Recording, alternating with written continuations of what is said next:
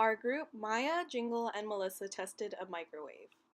We chose to test these 3 tasks because they were common yet may also provide variation in the results. These are the measures we took because we wanted to see both qualitative and quantitative traits of our subjects. These are the traits of our subjects because they were most accessible during our point of testing. During the test, we found that each participant had a range of frustrations when it came to the different tasks. For Catherine, she experienced no frustration with cooking the popcorn and setting the new power level and cook time. The turning plate caused a slight amount of frustration since it wouldn't just slide into place. Mary, on the other hand, had a moderate amount of frustration when it came to the microwave. She chose to use the cook time instead of the popcorn button, which she believes might have led to her frustration. The turning plate caused absolutely no frustration, and the cook time caused her frustration when it came to setting the power level.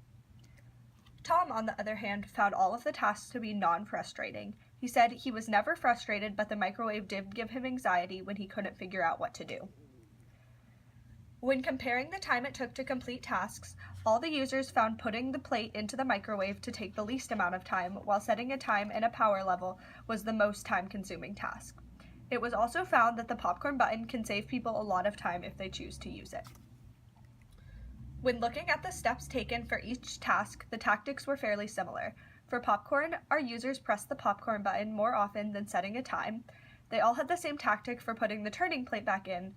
And for cook time, the tactics were very similar. However, sometimes a wrong button would be pressed and the users would have trouble. Some general observations were that the subjects seemed to fumble around with a lot of the buttons because there were a wide variety of them. Also, when removing the tray seemed to be a little hot, so they would try to lessen the contact and time with the tray. In our presentation, we can also click on these videos to further see the details of observations. Therefore, what might we do differently if we run a test? First of all, we should allow only one participant in the room once. In our case, users who are waiting can see and listen to what's going on. This may influence their strategies. Next time, we should make sure that they won't influence each other. Secondly, we should rearrange the sequence of tasks.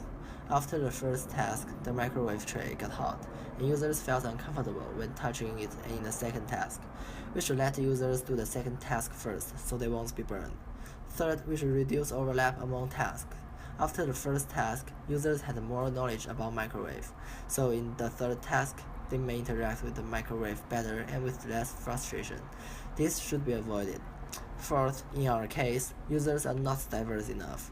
We should try to find more participants with different ages, careers, and backgrounds.